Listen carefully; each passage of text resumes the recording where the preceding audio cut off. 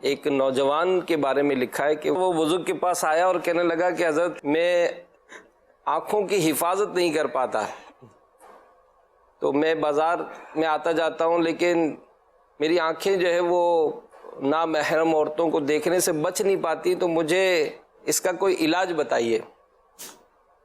تو ان بزرگ نے فرمایا کہ علاج تو میں تمہیں بعد میں بتاؤں گا، پہلے ایک کام کرنا ہوگا۔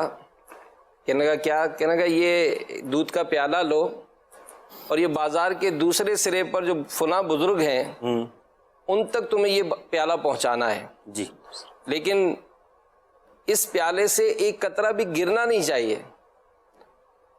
تو کہا کہ حضور پھر مجھے آپ بتا دیں گے علاج؟ کہاں بالکل بتاؤں گا، لیکن یاد رکھو کہ اگر پیالے سے قطرہ گرا تو پھر نہیں آنا۔ کہا نہیں حضرت بالکل آپ بے فکر رہے، ایک قطرہ نہیں گرے گا۔ کہا اچھا اگر ایسا ہے تو پھر میں 2 آدمی تمہارے ساتھ کر دیتا ہوں، اللہ، اگر قطرہ گرا تو وہ بازار میں تمہیں 2 جوتے لگائیں گے۔ کہا بالکل میں راضی ہوں۔ اس نے وہ پیالہ لیا اور بالکل آنکھیں جمائے بہت احتیاط کے ساتھ چلتے چلتے چلتے چلتے وہ بزرگ کے پاس پہنچا، وہاں جا کر پیالہ دیا، دوڑتا ہوا خوشی خوشی بزرگ کے پاس آئے کہ حضرت آپ نے جو مجھے کام دیا تھا وہ میں نے کام کر لیا، اب مہربانی کر کے مجھے جو ہے وہ علاج بتا دیجئے۔ سبحان اللہ۔ کیا قطرہ گرا تو نہیں؟ کہا نہیں حضرت، قطرہ کیسے گرتا؟ میں بڑی احتیاط کے ساتھ اور آنکھیں جما کر چلا ہوں۔ اللہ۔ تو کہا اور دوسری بات تو یہ کہ آپ نے 2 آدمی بھی تو رکھے تھے، یہ بھی ڈر تھا کہ اگر ایک قطرہ بھی گرے گا تو 2 جوتے پڑیں گے۔ اللہ۔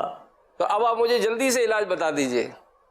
تو وہ بزرگ نے فرمایا کہ بیٹا یہی اس کا علاج ہے، سبحان اللہ، کہ جس طرح تم نے اس بات کا احساس رکھا نا کہ یہ قطرہ گرے گا تو مجھے جوتے پڑیں گے، سرے بازار شرمندہ ہونا پڑے گا، تو جس دن تمہیں یہ احساس ہوگا کہ آنکھوں کی بد نگاہی کرنے کے سبب قیامت کے دن سزا ملے گی اور سب لوگوں کے سامنے رسوائی کا سامنا کرنا پڑے گا، تو پھر تم اپنی آنکھوں کو حرام سے بچا لو۔ سبحان اللہ، سبحان اللہ۔